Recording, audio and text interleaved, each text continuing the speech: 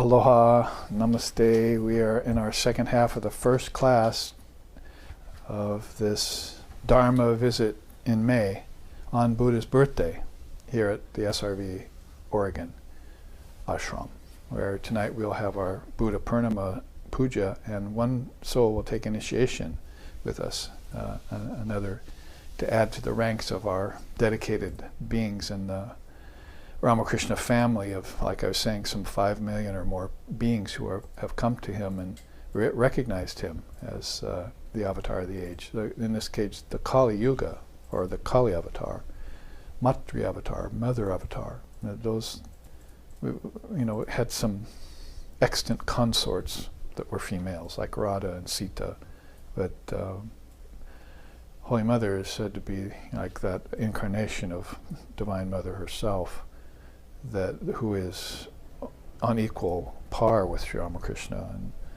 of course he worshipped her as Kali and as Durga and as Saraswati and as Lakshmi, all the goddesses in one. So he recognized her and helped us then to recognize in Divine Mother, which is a very essential aspect of this. This will again be part of the teachings at this retreat with our 16 to 18 people this next weekend up the Kambuya River Gorge at Windwood Waters, it's called, where we will take up those teachings and discuss them more. Here we have a live streaming, so questions and answers happened last night at satsang.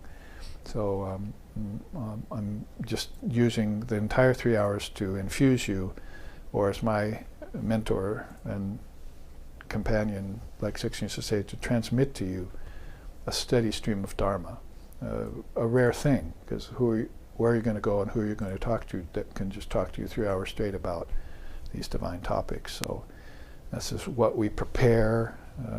We not only prepare the location, with the atmosphere and the shrine downstairs and the holy pictures on the walls and the people in all the rooms participating in some way in spiritual life at the ashram here, but we also prepare ourselves years ahead of time, sometimes lifetimes ahead of time, to be able to present these teachings without interruption or without, they say, unalloyed, no admixtures, just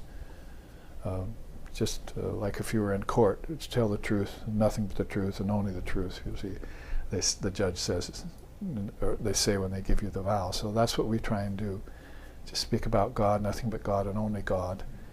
And the best, since you can't really speak it, describe it, yato vacho nivartante aprapyo manasa saha ananda brahmana vidvan nabibeti kutaschaneti, Shankara says. This mind and this speech try and describe it and they fall back. They can't. It's impossible to describe it. And the one who knows that destroys all doubt and fear just by contemplating it, Brahman, without words. But the words then would be the doorway into that. There needs to be a doorway, and you need to knock, and it shall be opened, and then it should be given to you, as Jesus said. So that's an inward door you're approaching and knocking on. And Samkriti knows that, as I read to you, how he propitiated the sun god, and what he called him, giver of the flood of days and power of the eye to see, and he went on and on with these beautiful expressions that would please the sun god, and so the sun god would open the door to the light of the Dharma, or higher Dharma, or Atmagyan.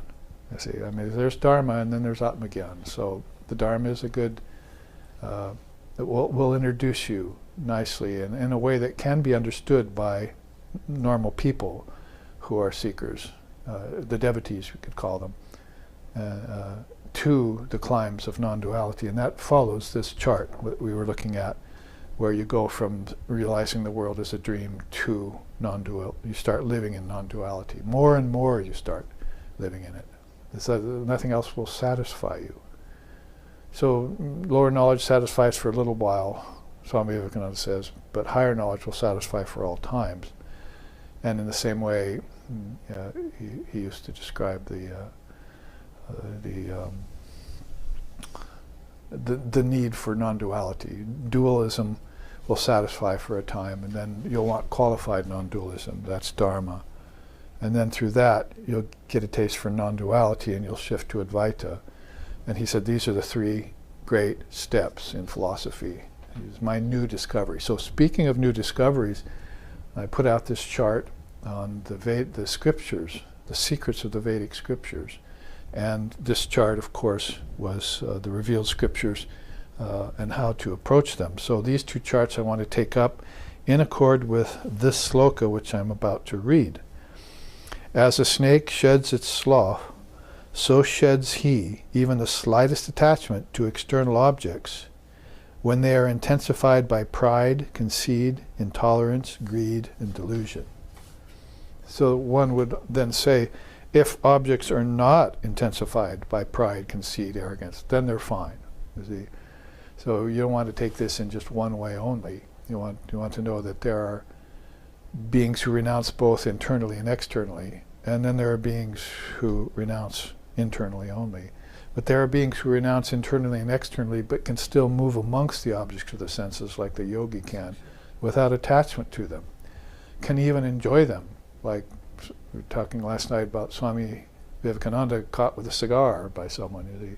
Oh yes, I enjoy one of these a year because I picked it up in college, so it's kind of a habit I like. And so goes to some house and the man of the house is smoking a cigar. Would you like one, Swamiji? Oh yes, I'll enjoy one of these. But the man of the house is smoking one or two a day, and Swami's smoking one a year. So whenever it comes to him, he can take it and enjoy it with intense enjoyment, he said. So you can get that kind of samadhi with objects, but that samadhi with objects is not available to you if you have greed, attachment, intolerance, delusion, and pride around them. I own the thing, I'm proud of it. Then you try and enjoy it. It doesn't work, you see, for very long. You're conceited about it, or you're arrogant. Then the object, the essence of the object fades away and you can't get at it. And you end up with my formula that I've given many times about in the teaching of the meaning of objects. You either get bored with it, it gets lost, it gets stolen, it decays and stops working. Those are what's in store for you with objects if you get attached to the physical aspect of them only. But here he's talking about if it's not intensified by these passions, then everything is Brahman. You see, that's kind of the secret there. And so that is how these great souls can see the world as Brahman. It's like the world disappeared as a separate entity, and it just showed itself up as a manifestation of Brahman. And it always was a manifestation of Brahman, but since you had a beam in your eye, Jesus said, then you couldn't see it. So remove the beam of, from your own eye before you remove the mote of dust from another's eye, he said. So you can't reveal these secrets of the scriptures and things to people who still have beams, like, splinters, as it were, in their eye. You still have a mote of dust there. So you have to clear your vision, Akshi. You have to clear your vision. So again, he's really going on about these revealed scriptures here. So he goes on to say, like a snake sheds its slough, he goes on to say, when a mind disciplined through devotion to the scriptures, now, he didn't say devotion to just the bhakti path, which is a fine thing, but that would be like just only having action, then no, I only have bhakti, you see. So again, you're just like one path kind of person.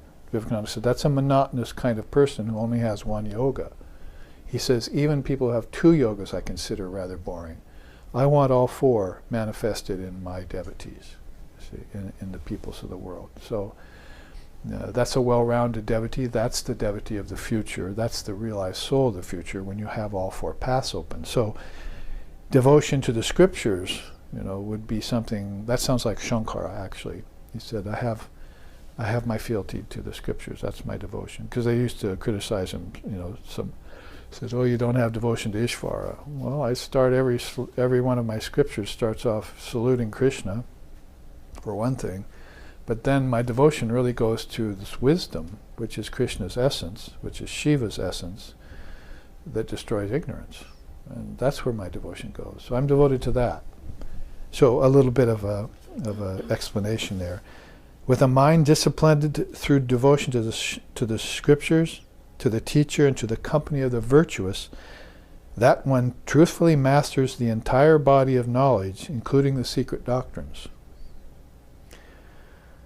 That's sloka 14. And then catching up from last visit, number 15. Just as a lover repairs to a spotless bed of flowers, from the second, he, the sadhaka, proceeds to the third state, styled non-attachment. So, just a quick look to remind you, we just transitioned from the second state of vichara, analysis, scriptures, to this acquisition of, you might say, one of the early stages of non-attachment. There are really 12 stages to detachment, and I did bring that chart. You might view it at another time, but I would rather go to this transition from state 2 to state 3 and show you quickly these revealed scriptures and what they're talking about. So again, Shankara says, we just mentioned him, the revealed scriptures and scriptural preceptors of the world have their existence through the Atman. Not through the body, through the Atman. Faith, devotion, and constant communion with the wise, these are declared by the scriptures to be the seeker's first means to realizing truth. That's, again, if we showed it again, that was the first two, pretty much explains the first two, or describes the first three stages. It is hard for any embodied being to achieve a human form, to achieve strength and purity. More difficult still is the desire to live a spiritual life. And hardest of all is cultivating an ability to comprehend the Holy Scriptures. So he's putting this in like a 4 or 5-fold order. Get a body, get strength. Those are hard. There's a lot of beings in animal bodies, a lot of beings in inferior human bodies, a lot of beings in plants and insect bodies. Get a human body and get strength along with it. And then purity. Strive for purity, like I was saying. Don't intensify an impure mind. Do the preliminary practices so you're morally straight, ethically correct, and open to the higher teachings of Dharma then. Then he says, harder than that is to live, the desire to live a spiritual life. So you may get a human body and even a good teacher, but it takes a stretch of your ability to desire to live a spiritual life. To say at this third stage, I keep turning this back, never through with it, but to say at this third stage that, I'm going to study with a teacher and get some asansarga, and get some detachment from the world, and then realize it's a dream. This means you're going to have to live a spiritual life, conduct it day to day. Whereas a lot of people might just say, I have a mantra, I have a guru, that's enough. And then maybe say the mantra a little bit, or maybe pray on Sunday or at meals a little bit, whatever the tradition calls for. But to actually live a spiritual life, to want to know God, to love God first and foremost, and then hopefully be able to love your neighbor as yourself, as Jesus said, all those things stand in line in terms of living a true spiritual life. Then he said, next hardest is understanding comprehension, getting comprehension of the scriptures. So let's see what that's about. Here first, because we'll give you the secrets of the scriptures, which aren't really that secretive, really. They're pretty obvious. But let's look at this real quick. What would be the scriptures you'd study? Well, I'd say here in this lower half of the chart, we're studying the Akshi Upanishad right now. It's part of the Yajur Krishna Veda, Yajur Veda. 51 Upanishads in that particular, of the 108 are in that Yajur Veda. So part of it is, some of them are in the Sukla Krishna Veda, some of them are in the Krishna Veda, Yajur Veda. And so this Akshi is falling there. So that's one of the things I'm helping you to do, is to look through the Upanishads. We've been doing that for years now. First the ones that were commented on by Shankara. We went through most all of them. But now we've been taking what is called these minor or hidden Upanishads that aren't presented that much, and finding what jewels are in them. You know, the beautiful teachings like, say, the 7 stages of yoga are hidden in there, that kind of thing. So get the Upanishads. How about the Bhagavad Gita? A lot of people read that before they even get a guru. They just hear about it. They have some sort of empathy with it from past lifetime, probably. They have some sort of desire to hear the truth, other than in, say, the Bible or something. They say, well, I think I'll take up this scripture from India and read the Gita. So they read it, and so they would come to the spiritual path and say, oh, I've already read the Gita. Okay, now study it, you see. Now you need to study it sloka by sloka with a teacher, because that's the second stage of yoga, is to study it with a teacher. You'll get more out of it. And then the Brahma Sutras, which are very, very non-dual Zen koans of Advaita Vedanta, you might call them. Then I recommend the Srimad Devi Bhagavatam and the Chandi, because Mother has been awakened. Kundalini power is now here. Holy Mother Shisharda Devi is on the scene. She's revealed that women are equal to men, and she's also given women the secret to realizing truth, so they can get enlightened just as easily as a man can in the same way. So these mother scriptures become important for that and other reasons. And there's really, in the world, only 2 mother scriptures. There's some mentions of Mother Mary, and maybe some teachings about Dakinis and Tara and so forth. But a whole scripture given to Mother, 1,000 pages long, that's the Srimad Devi Bhagavatam. And so that's, I've read that whole thing, and made computer files of it, where to find her essential teachings in it. And it's full of Shruti, and it's got a lot of Shruti in it, and it's full of Smriti. A lot of stories about Mother, and appearing to King Himalaya, for instance, the king of the great snow mountains, and revealing to her that she's going to be born to him as the baby Parvati, Uma, you see. And on, stories like that, really beautiful. And then the Chandi, which is only 700 mantrams, but very powerful, about the mother on the battlefield warring with the ego, kind of, sort of like Krishna and Arjuna on the battlefield warring with the Kaurava clan and so forth. So very much set in this powerful, intense setting. Now, don't forget the 4 Vedas, the 18 Puranas, the 64 Tantras, the Ramayana, which we were talking about at the break, the Mahabharata, the Srimad Bhagavatam, the Uddhava Gita, Narada's Bhakti Sutras, Sandilya's Bhakti Sutras, and the Code of Manu. Pretty much giving you what's on my shelf at home, that I've had there for 50 years and read it since I was 20. Giving you kind of a list of most of the scriptures I've gone through, and some others that should be added in. Then you've got in the middle column there, Tattva Samasa Sutras. There you have the only scripture really left about Samkhya, because Kapila was so ancient that there's nothing really left by him. A couple of his students left a few things. So Samkhya is known because of that. But Tattva Samasa Sutras really outlines the basic Samkhya teachings, the sets of 5s and various teachings. So that's important. Then, of course, Patanjali's Yoga Sutras. That would be good to study with a teacher, because most people are mistaking or replacing yoga with hatha nowadays, especially in the West, and shouldn't be allowed. Hatha could just be taken on its own merit, whatever merit it possesses for you. I was talking to a young man last night, and he said, well, I'm going to become a yoga instructor. And I said, oh, you mean hatha instructor? And he said, yes, hatha instructor. So he said, yes, but I came to the path through the scriptures, through your books and through some of the scriptures. I didn't start with hatha. I said, same with me. I used hatha for about 6 months when I was 20, and I used pranayama for about 4 years. But all the rest of the time, it was all started with reading the scriptures. Gita, Gospel of Sri Ramakrishna, which is also listed here as a contemporary scripture now, very important. And Shankara's works, Vivekachudamani. I was reading that when I was 20 and 21, you see.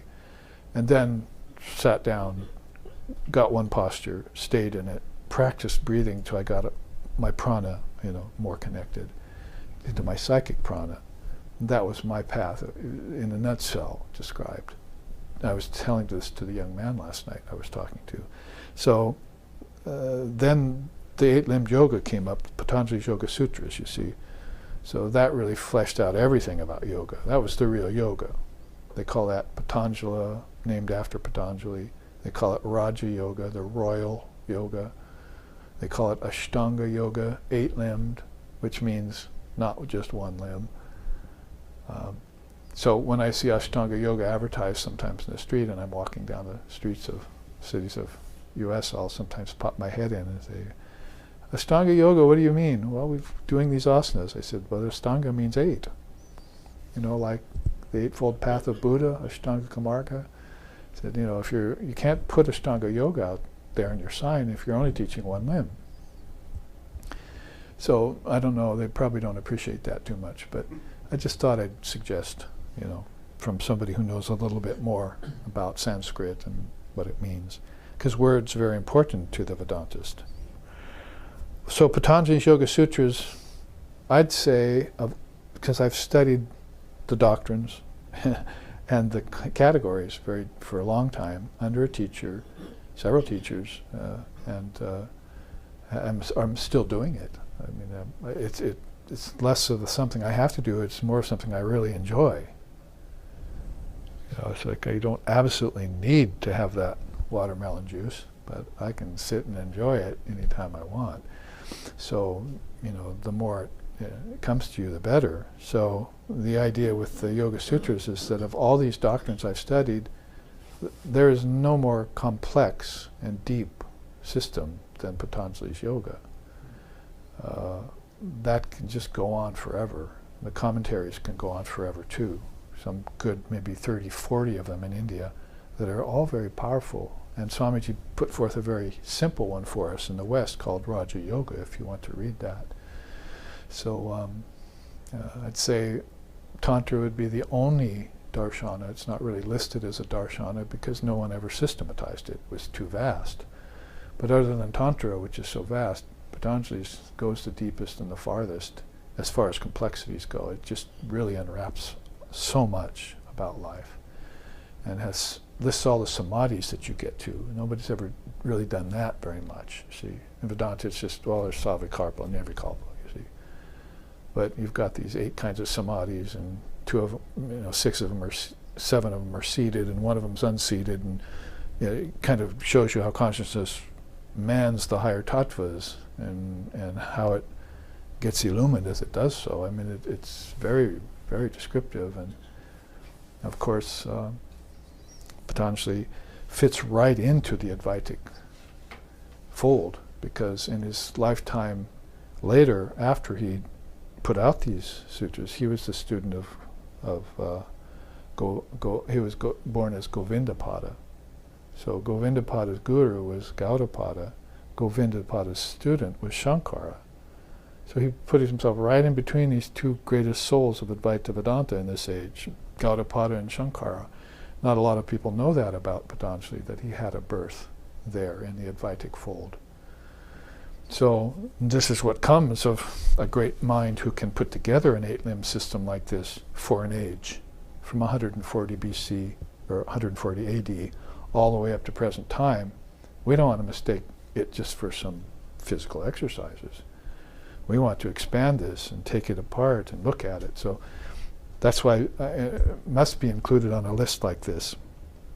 Jivan Mukti Viveka, the Panchadasi, which is a powerful text that has a lot of Samkhya Yoga in it.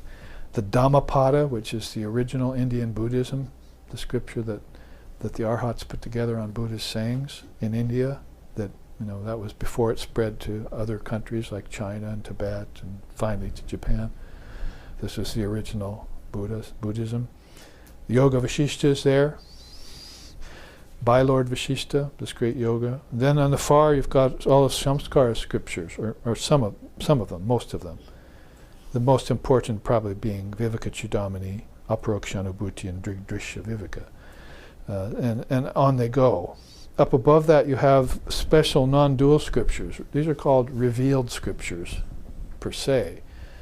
Ashtavakra Samhita, which Ramakrishna although he didn't read books. He kept that book, it was the only book he kept near him, and he told Vivekananda, the young Narayan, to read it. So you can see how much, although Master wasn't really into a lot of words, these revealed scriptures were very important to him, and given at a very high level to an advanced student like Narendra was in his teenage, developed his whole understanding and his delivery of non-duals and Advaita to us later. Really set the stage for that.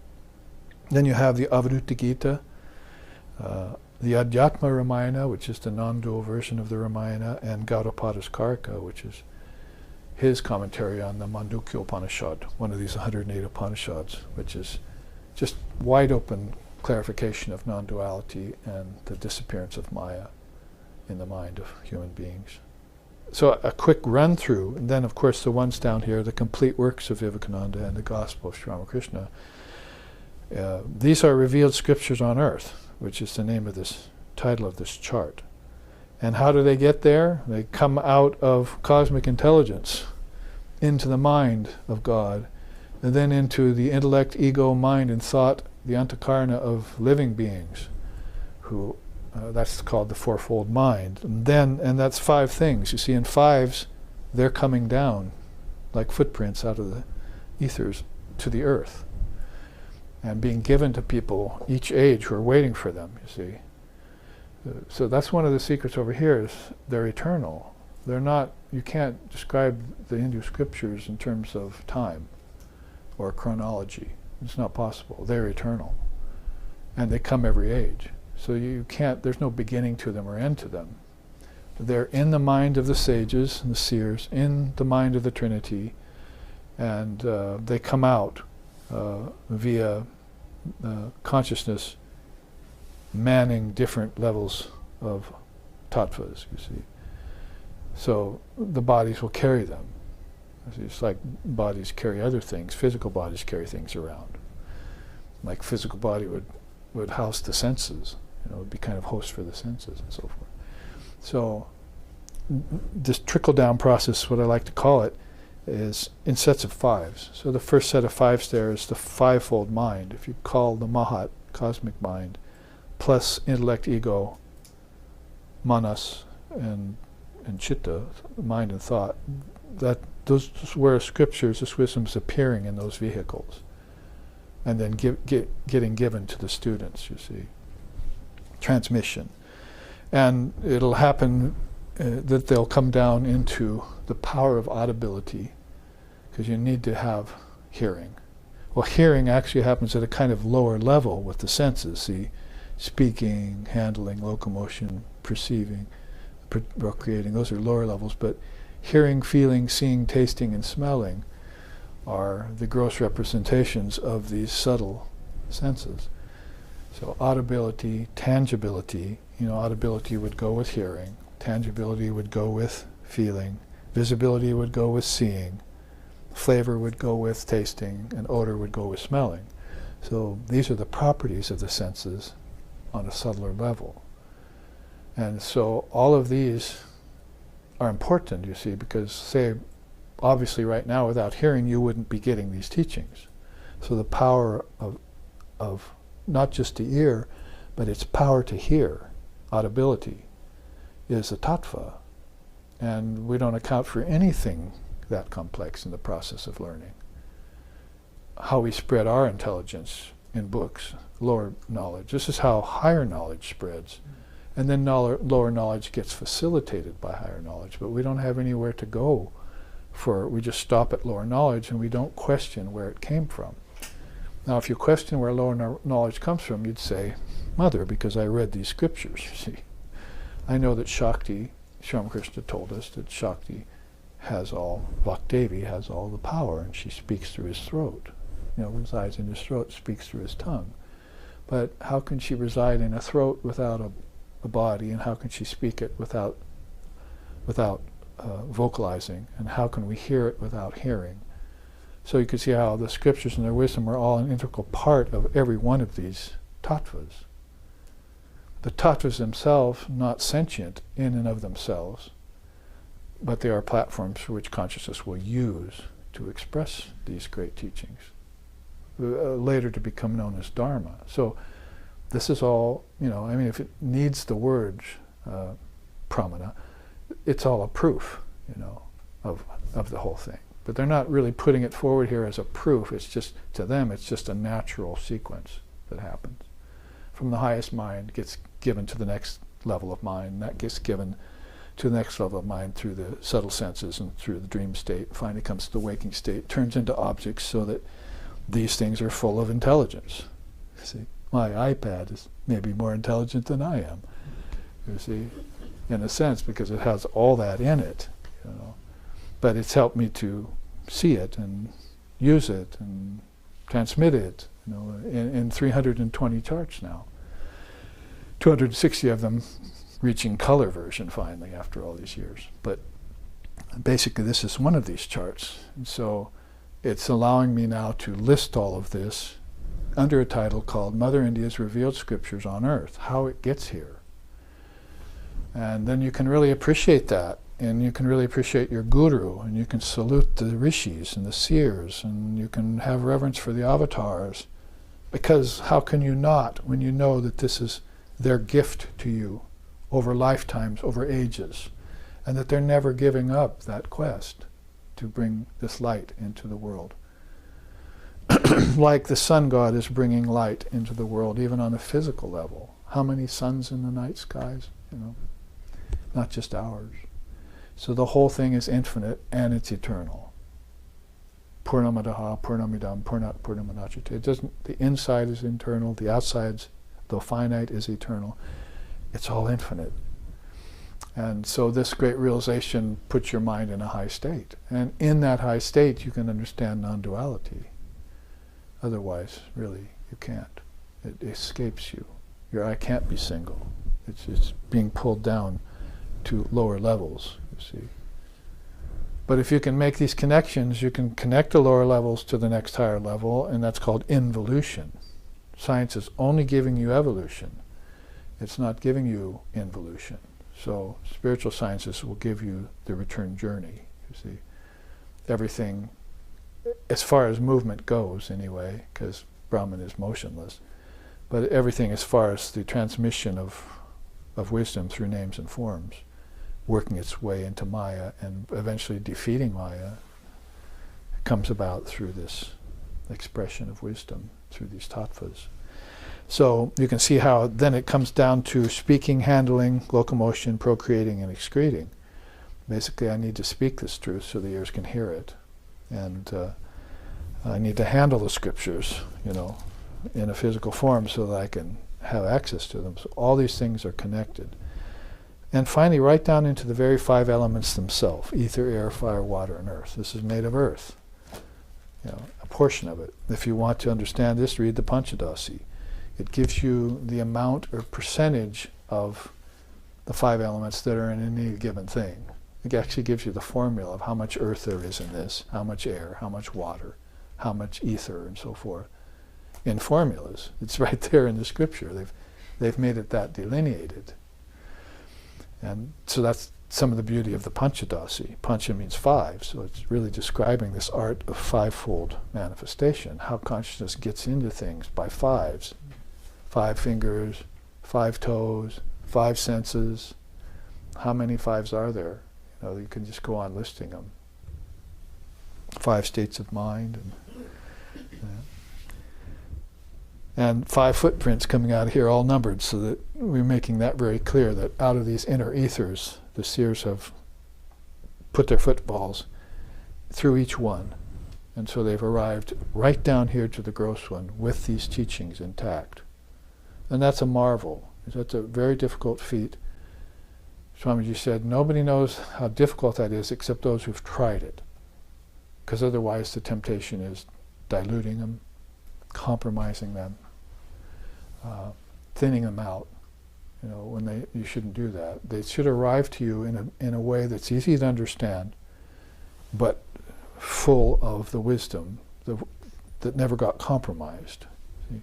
So it means you're going to have to use these and refine them, like I said. You can't intensify it in impure mind. So if you want to understand the Divine Mother of the Universe and her wisdom and how it comes to you, you have to purify your mechanisms, and you probably want to do that from the ground up. So yes, do some sitting, do some breathing, and I would say before that, eat some pure food with the right state of mind, blessed by the mantra. So here we go back again. Why did I go and get a guru? So I could get the mantra and I could eat my food with it, if you really want to put it simply.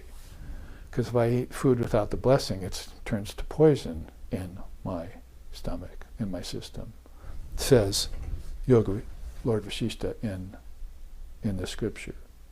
Your food turns to poison if you don't bless it. It turns to nectar if you do. Any food, meat, non-organic food, doesn't matter. That's an exterior imperfection. The interior imperfection is that you're not consciously taking it and blessing it with the mantra that removes all defects. So then your energy comes up the spine and it comes up with a admixture of impurity. And you don't want to take that into a deep state, see. Or go to the guru without, into holy company without the mantra. Well, what fold do you belong to? Well, I haven't really taken any fold. Well, go away and get some instruction, then come back later. We can't have you. See, we don't want you. Cows drive horses away from the herd and so forth. See, come back and get a cow lifetime, then we'll let you in. See? So you have to qualify yourself for the mantra and get purified, do this process, and then Mother's wisdom is just automatically given to you. She's already given you food and water and body and things like that, and you don't have any gratitude for that. Well, maybe get your gratitude later by realizing that this body is worthless, and this food I'm eating just turns into excreta, and this breath I'm taking is foul, doesn't give me any health, and so forth and so on. So I'm going to have to do this whole thing over again: food, body, breathing, prana, in a conscious way, so that the imperfections are removed and I can understand what I'm supposed to understand. That these revealed scriptures and their wisdom, straight from Mother, have come right to earth to you through these mechanisms. I mean, this includes yoga, samkhya, Vedanta in it, this chart, and other systems too, because Buddhism is mentioned and so forth. So that's a quick run through that, and the only other part here is that this fivefold process here, you can describe it in this way, that the whole thing starts with Mahat, Buddhi, Ahamkara, Manas, and Chitta. And that's the fivefold mind. Then Shabda, Sparsha, Rupa, Rasa, and Gandha are there. Flavor, odor, meaning, sound, all these things are there as subtle elements. Subtle elements, and subtle senses too that imbibe them. And then the Gyanendriyas are there. That is your five senses. Those are the knowledge senses. Interesting, they would call them that because most people are just using the senses for enjoyment. But they don't call them Bhogendriyas. They call them Gyanendriyas. So it must mean that you should be using these senses for knowledge. That's what they're meant for. Your eyes should see knowledge. Your ears should hear knowledge. So that's how to use your senses in a purer way. And then the Karmendriyas, the five gross senses, they call them sometimes, and then finally down to the five elements of Vyoma, Marut, Teja, Up, and Kshiti. Those are old names for the five elements. There are other sets of five Sanskrit words to use for that, but that's the one I chose for that. So you can see then the only other thing to say is the Panchakarna, fivefold, comes down through cosmic projection and into the quintuplication process. This is all going down. Coming out would be a better way of saying it. From the cosmic mind down to the human being, and right on down to objects, and then taking it back in with you when you return and give up the bodies, and you give up the levels, give up the senses, give up ancestors, okay, give it all up and return to your source. Unscathed is a nice word. You're never made impure by this process. Those souls who have Jnanam, they can come in and go out without any problem. Sri Ramakrishna uses that analogy of the furnace room. You put on white clothes, you're going to some party or some gathering. Oh, I forgot to turn off the furnace. You have to go downstairs. And very carefully with your white clothes, you approach the furnace and you push that button to turn it off, and you leave. You see, then you get to the party and you're just like looking around. All of a sudden, oh, I got some soot on my cuff, you know. So he says, any visitation to this world will give you anyone soot on their cuff. What is the one soot that's the most difficult to avoid? Money. Wealth will leave a taint on everyone. And so you have to be very careful with that one.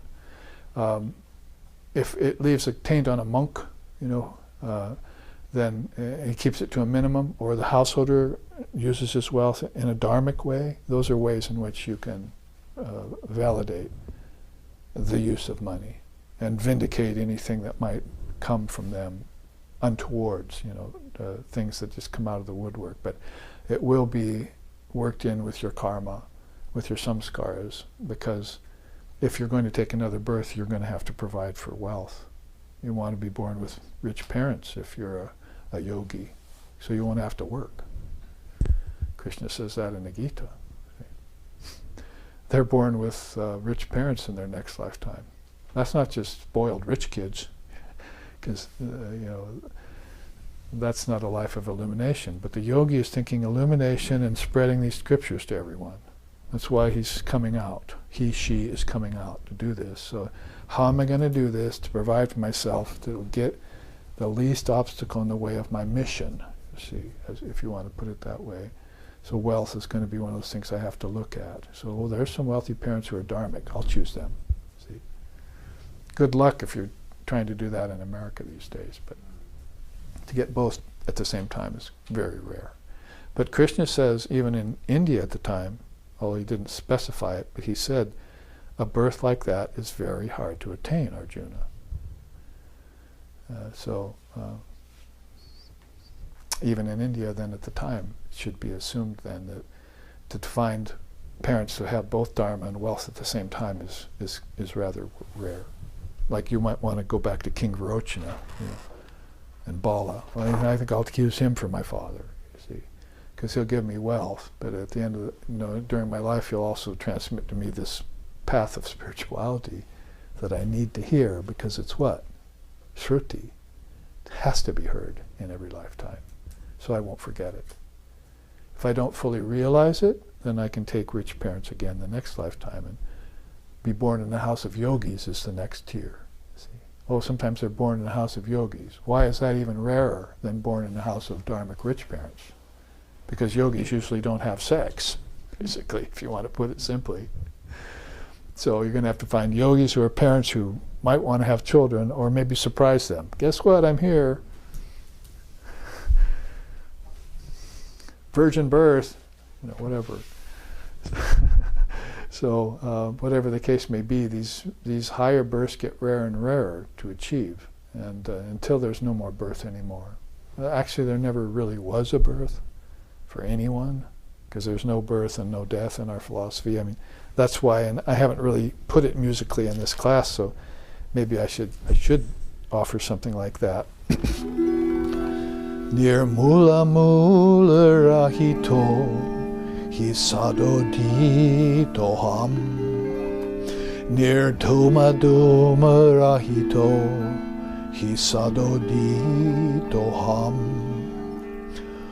nirdipa dipa rahito hisadodito ham, gyanamritam samarasam gaganopamoham, gyanamritam samarasam gaganopamoham. He talks about what's acreate there. He says, I am acreate. So I never had a real birth or a real death. That's just an appearance. You saw me pass through, but none of these tattvas were mine. You see, I didn't belong to them. They belonged to me.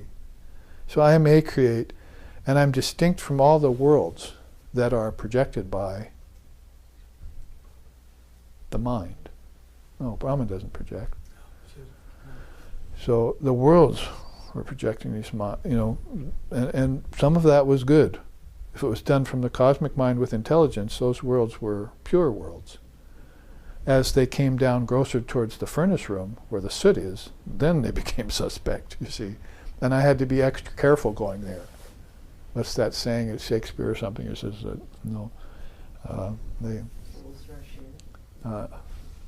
fools rush in where wise men fear to tread. So, you're very careful to come there into those lower worlds. That's why you want these dharmic parents and these things set up for you by your own choice. A conscious birth. The more conscious, the better. Otherwise, it's risky business. And it's even risky for the wise, they say, to come here, to Bur Loka. Get into helping your ancestors and so forth and so on, and that can be, some change can come. You see, Sri Ramakrishna talked about the bridge in Calcutta, the old bridge, you see, it was all a chain suspension bridge, you see. So hundreds and hundreds of chains were holding that thing up. And you'd walk across it, or an elephant would go across it, and buses and everything. But you'd look up, some of those chains were broken. You'd go, I hope there's a lot left holding that bridge up, because they're not getting up there and repairing them. So it's not you'd think maybe that's a bad thing, but actually the chains that are broken are the good thing. Sri Ramakrishna is talking about you breaking habits from last lifetimes. So the whole bridge will come falling down, because this is a bridge to your ancestors and back. You see, so the chains that are, there might be a few dozen that are broken, but hundreds are still holding the thing up. So you're still on that bridge with your ancestors, he's saying. And it's going to be a long time before that comes tumbling down, unless you just find another route or swim. See, nowadays, going to the Hooghly Bridge in one of those ferries, you see. People are crammed on it. So he says, and I didn't get through it, that I am distinct from all worlds projected by the mind. He's holding himself other than the tattvas. I am ever present, never obscured by clouds of my coverings that are conjured up by my own ignorance. See? He's taking full responsibility for the whole thing, and then saying that he's not the things, and that he never was created, and he'll never get destroyed. And he ends by saying, I am the light shining in all objects. I am self-luminous. So whatever light you see in water, or in earth, or in sun, I'm the light of that. I'm not the thing itself. I'm illuminating all other things. I'm self-luminous. The Sanskrit words are svayam jyoti. I shine by my own light. The moon can't claim that. See, the moon is like the intellect. It can't claim that light. It doesn't shine by its own light. It shines by the light of the Atman. See? That's the only true light. The rest is all a reflection. And tomorrow I'll get to that chart, reflection of Brahman in nature, how things get reflected in nature. Then some people think, oh, that is God there in nature. No, wrong. See? That's the reflection in it. See? The light in it is Brahman, but not the thing itself. So you're transgressing the non-dual laws if you think that. You have to know that light is unimpeded and by objects and so forth. Matter, energy, and thought. They all have light in them, but that light belongs to your conscious entity. You see, like I chanted at the beginning of class. Brahman is that all-pervasive entity that projected Brahma, Vishnu, and Shiva, cosmic mind, at the beginning of a cosmic cycle. So that was the result of Brahman's light, that the Trinity was able to appear. He ends, of course, Gyanamritam samarasam gaganopam oham. Oham, I am. Pure existence, pure equanimity, pure ecstasy. I am as boundless as the sky and infinite like space. So that's how the Advaita puts it, and you would know that if you studied what? The Advaita Gita. Right there on your revealed scripture list, which you're all going to go run home, I know, and just say, oh, I'm going to get all these books and read them. But don't forget to don't forget to inquire with me or your teachers about what that means on a deeper level. Don't be satisfied with just the surface. All right, so we deviate melodically there to explain it with words. I have a beautiful image I came upon of two young boys in the forest learning from the great rishi, Vishwamitra and so forth, and he's got an instrument in his hands, he's singing, and the boys are listening. So you sang this wisdom to them, sitting in the forest hearing him talk, and you start to doze, and all of a sudden you start singing, wakes you up. So they break into ecstatic song, but the words are very profound. It's not like the lyrics of Western songs that we have, or even operas, all sentimentality and things. This is straight to the point. This is this coming to earth, and Shruti, you want to hear that first and foremost. Everything else can follow afterwards, as the thing said. If you increase objects with pride, arrogance, and so forth, then they're traps. They're suffering-bearing objects. Klistavrittis, if I come from them, vibrations of negativity or confusion, mixed things. But if you don't intensify them with those qualities, instead you intensify them with your pure senses, and then they become welcome. You see, oh, welcome, welcome, shining ones. They become gods and goddesses in you that you can go to, and propitiate, and they'll give you boons, just like the rishis are giving you boons.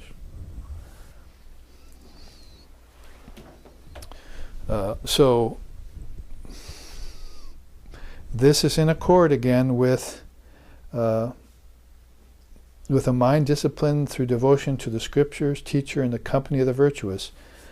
You should truthfully master the entire body of knowledge, including the secret doctrines. So let's bounce over to the secrets of the scriptures here, make some good headway at this third level of yoga we're in, according to Akshi Upanishad. And this has to do then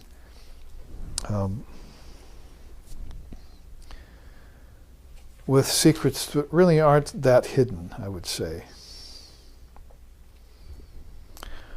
And this is given to us by Shankara. He says, but Lord Vashishta says, those virtuous ones alone gain moksha, which is abiding freedom, who from their early childhood train themselves in Atmagyan scriptures,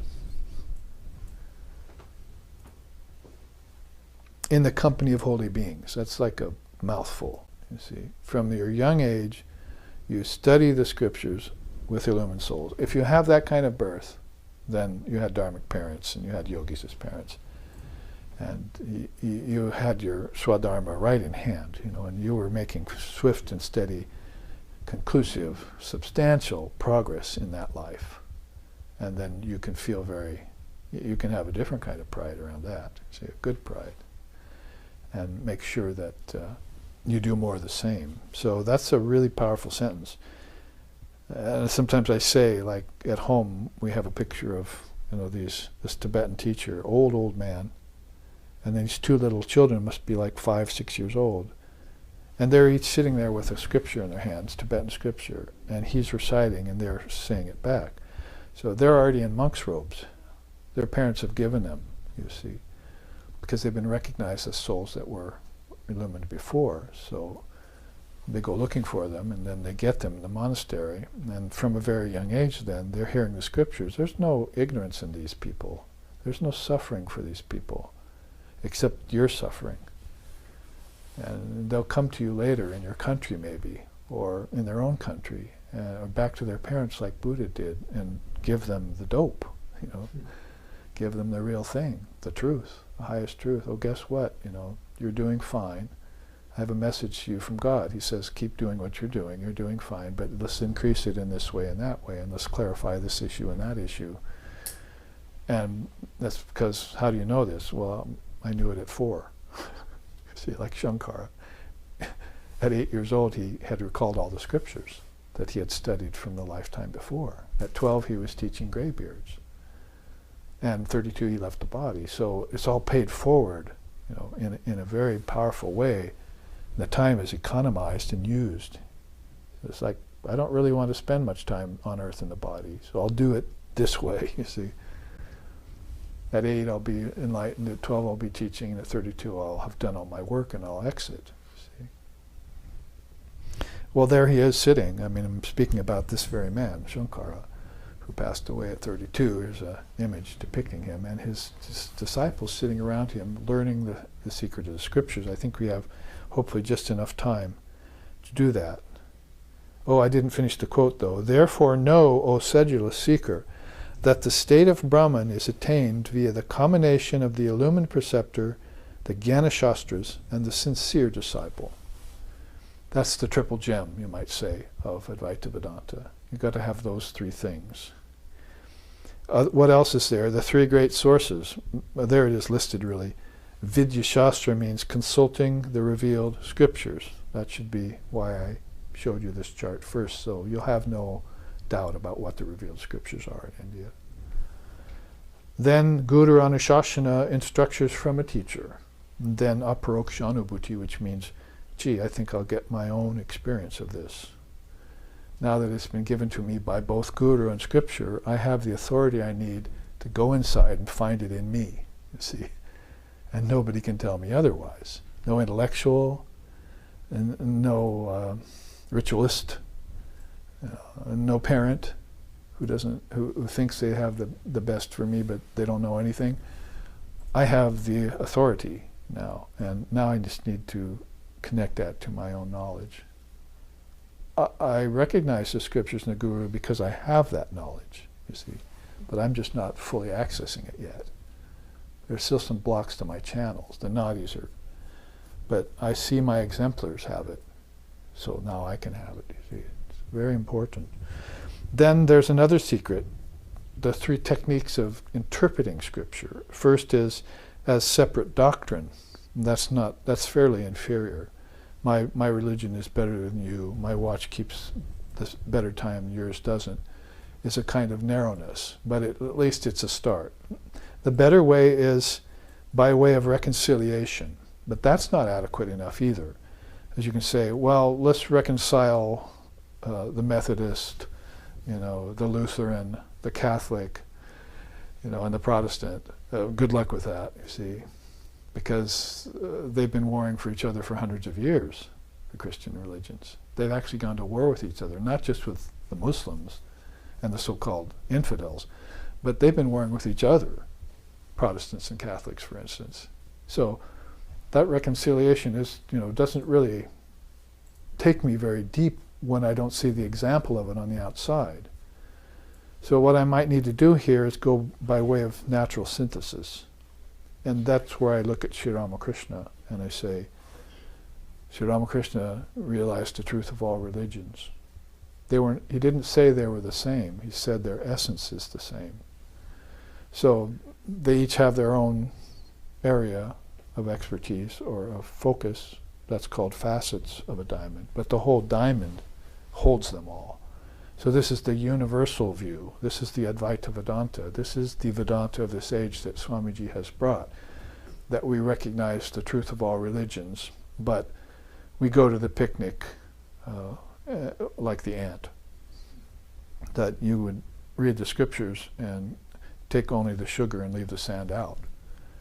Because every scripture holds, a combination of essential things and maybe non-essential things. Well, there may be some non-essential things that are helpful to people who need to know them. But the essential things are Shruti, You see. Like the Smriti, for instance. Well, these are stories of gods and goddesses, or stories of kings and paupers and beggars, and stories of merchants and householders. Those help me, you see. But they're not the essential thing. Above the Smriti is the Shruti, and that's what you want to understand. And that would be like, I should probably get a hold of the Adhyatma Ramayana and read it, and complement the Ramayana with the Adhyatma Ramayana. Or I should hear the Avadhut sing and complement that with actually reading his Gita. You see? Or whatever the case may be, I'm going to need to expand this base of knowledge that's in me. Because something in there is going to break the house of cards down. Something in there is going to be the last straw for the camel. And it's all going to come flooding forth in a great insight, which is actually really what Samkriti is having. And we say he goes inside and he visits the sun god. It's all kind of metaphoric in a journey that might be happening in his divine imagination. But what's really saying there is that he's accessing his own wisdom. It's light. He's making himself light in order to get to light. And that's Advaitic way of putting it. All is Brahman. So what's in the way of me understanding that? Why am I in my own way? So there would be the Advaitic way of interpreting the scriptures then, by natural synthesis. Reconciliation, that's okay. But in this day and age, for instance, we've gone to enough panels and heard enough people get together from different religions to talk about their religion to know that it really hasn't led anywhere. People are still narrow, they're still bigoted, they're still fixed only on one religion, they're still not borrowing wisdom from another religion, and they're still keeping one watch time and thinking theirs is right. So where is this universal? It's in knowing that to be a natural synthesis like the Avatar does. He comes to earth knowing that truth is one. Ekam Sat Vipra Bahuda Vedanti, one of the oldest statements in India. There are many paths leading to one goal, where there's one truth and many expressions of it. But that one truth is the important thing. A cloth is made of fibers. You're not seeing the fibers, you're just looking at the cloth. There's oil in sesame seed. You're not mining the oil, you're just looking at the seeds on a bush. So there's always a deeper level that has this non-dual thread in it. Krishna put it, it's the thread in the necklace of diamonds. The diamonds are all the religions, but the thread is that non-duality that's holding them all together. If that were to break, they'd all scatter down the furnace, you see. Then you would have to go into the furnace room. Probably really get your white clothes dirty. So you should probably stand back and try and understand that that beautiful necklace is held together by one strand of non-dual truth. So that would be the difference between synthesis, natural synthesis called sahaja, and reconciliation only, mere reconciliation. Because one makes you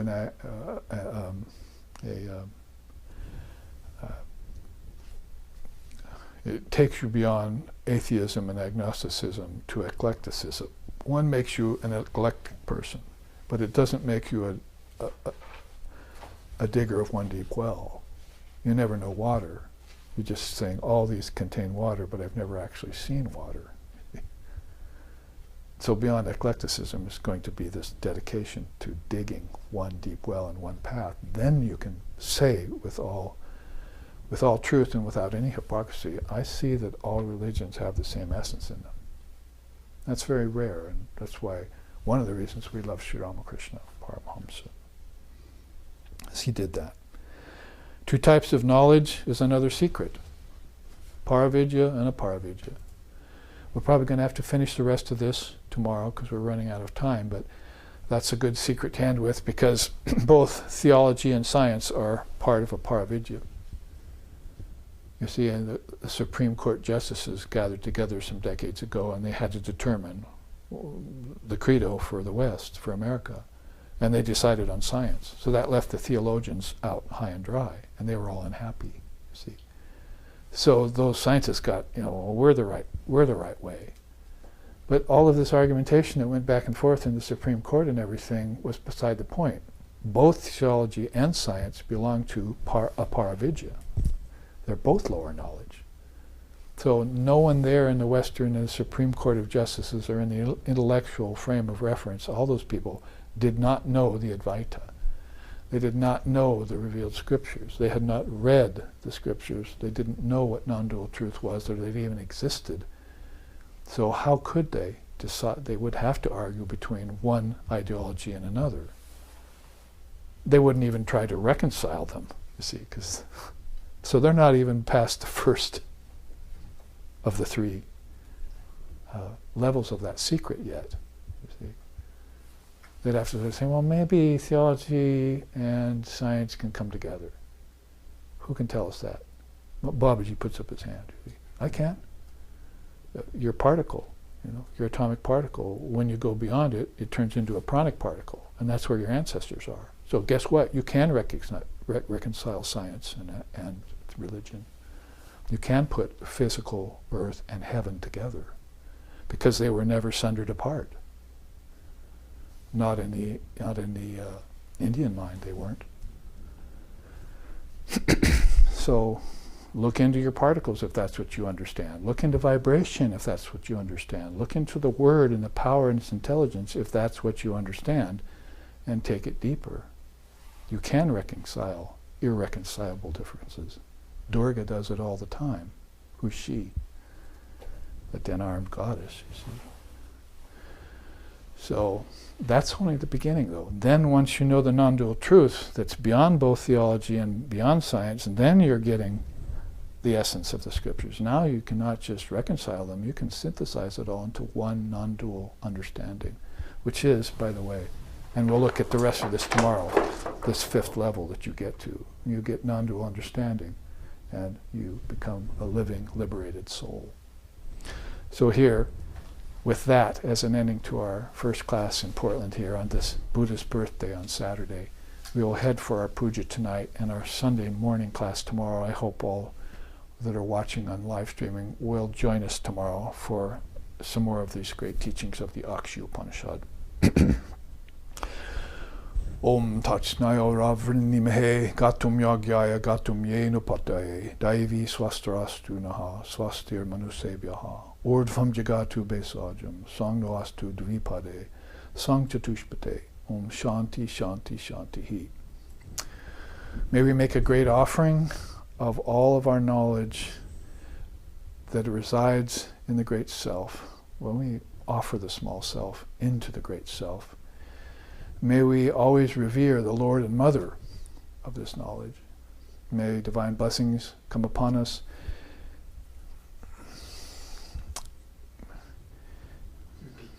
May peace come to the entire human race. May well-being and understanding also accompany us. Om, peace, peace, peace. Peace be unto us, peace be unto all. Om Shanti, Shanti, Shanti.